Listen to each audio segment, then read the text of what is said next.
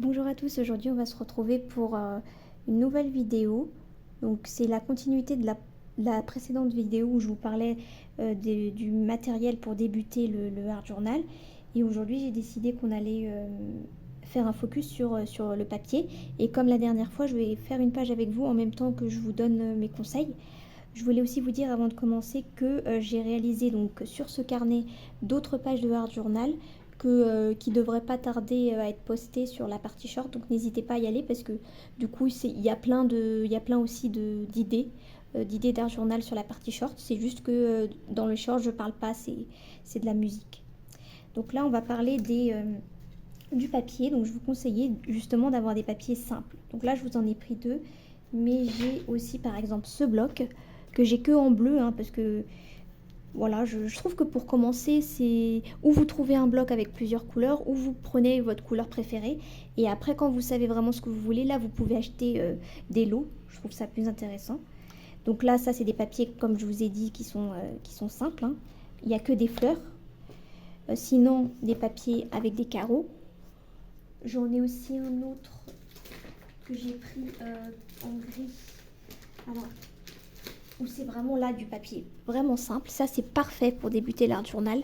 Alors, à la limite, si vous devez prendre un lot de papier, de toutes les couleurs, je veux dire, prenez des papiers comme ça parce que vraiment là, ça, c'est du basique et c'est très facile à utiliser. Donc, du coup, justement, ça m'a donné l'idée. Donc, je vais utiliser ça pour aujourd'hui. Et aussi, un autre conseil que je vous donne, c'est quand vous faites votre page d'art journal, pour éviter d'avoir plein de chutes, moi, ce que je fais, c'est que, par exemple, ici, j'ai découpé un papier en deux. J'ai découpé un papier de ce bloc en deux. Et donc, j'ai utilisé la moitié sur cette page et l'autre partie, je l'ai utilisée sur la page d'après. Donc là, je ne vous montre pas parce que je vais la poster dans la partie short. Mais c'est de ne pas mettre vos chutes de côté et de les utiliser directement après, tant qu'elle est devant vous. C'est un conseil parce que sinon, on les laisse traîner et après, on les utilise plus jamais. Donc là, c'est ce que je vais faire avec cette chute que j'ai utilisée, je pense, sur la page précédente. Et donc, je vais l'utiliser tout de suite. Comme ça, c'est sûr qu'elle ne va pas traîner indéfiniment dans mes affaires. Et je vais prendre avec un papier gris parce que je trouve que c'est des couleurs qui vont bien ensemble. Donc j'ai ramené une perfo justement, une manière de rendre un peu le papier, des papiers basiques un peu plus intéressant. Ce genre de perfo avec différents types d'angles. Donc moi j'aime bien celle-là, donc je vais l'utiliser. Donc quand vous utilisez votre papier, donc soit vous l'utilisez tel quel, c'est ce que je vais faire avec ce bout-là là que je suis en train de perforer, soit vous le découpez en deux. Vous voyez, comme ici, je l'ai découpé en deux. Parce que je trouve que c'est plus intéressant que de mettre l'entièreté du papier sur la page. Donc là, ce que je vais faire, c'est que je vais mettre ça par-dessus pour qu'on voit bien mes quatre coins. Donc je vais d'abord coller ça. J'ai mis la color caméra pour que ce soit plus rapide.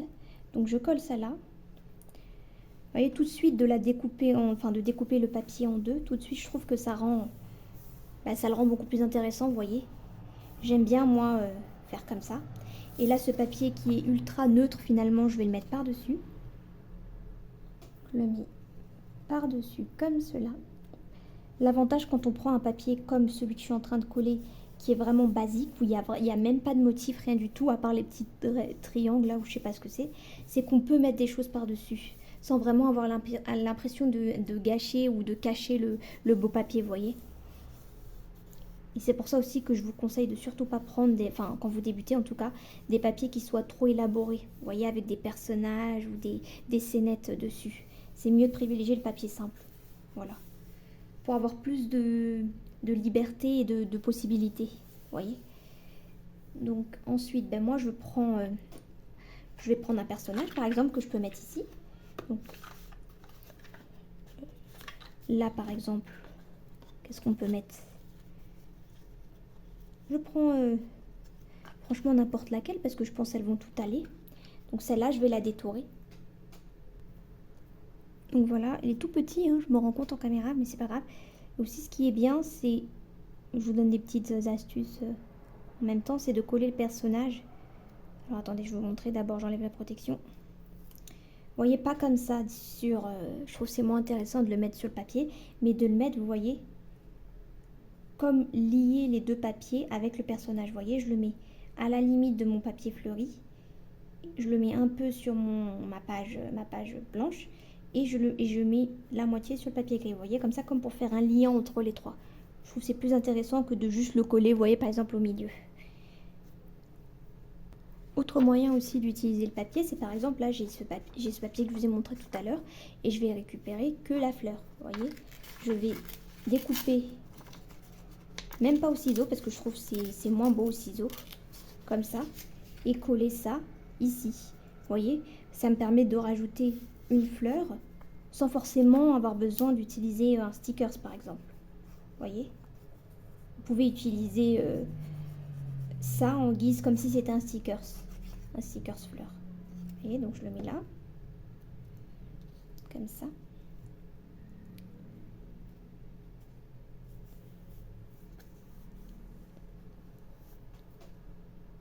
Alors ce que je vais faire sur cette page, c'est que comme je me concentre sur le papier, c'est que je vais vraiment utiliser une majorité de papier, à part le personnage où là, à la limite, si vous aviez un papier avec un personnage, vous auriez pu le détourer. Mais moi, j'ai aucun papier avec les personnages, je privilégie comme je vous dis, les papiers simples. Donc là, je prends toujours le même papier, je coupe un petit bout et je vais le mettre par exemple, pourquoi pas, ici. On peut faire l'entièreté d'une page juste avec du papier. Donc là, ouais, j'ai envie de le mettre ici, avec un petit bout qui rejoint le papier gris. Je le descends un peu. Vous voyez, ça me permet de remplir cet espace-là qui est un peu trop vide. Et là, je vais en mettre un autre en dessous. Alors là, je choisis, est-ce que je prends... Ouais, peut-être ça. Vous voyez, je continue, je coupe. Et là, je vais mettre ce bout-là, comme ça. Vous voyez, un petit peu trop grand. Il faut que ça rentre ici, vous voyez.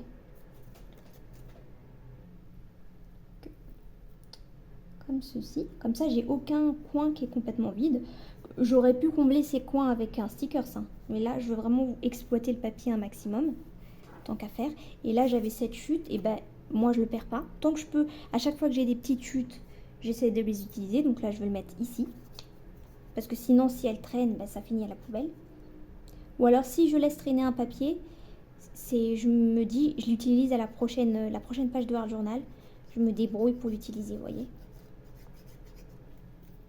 Je ne fais pas de pochette chute ou quoi. Mes chutes, je les utilise dans la prochaine page. C'est ça l'avantage de l'Art Journal, c'est que du coup, comme on fait ce qu'on veut, ben, on peut se débrouiller pour ne pas avoir de chute. Parce que c'est dommage de jeter ce papier, il est quand même beau. Donc là, j'ai récupéré toutes mes chutes. Je vais même aller encore plus loin et récupérer ce petit bout-là que j'ai découpé tout à l'heure. Là. Et je vais le mettre...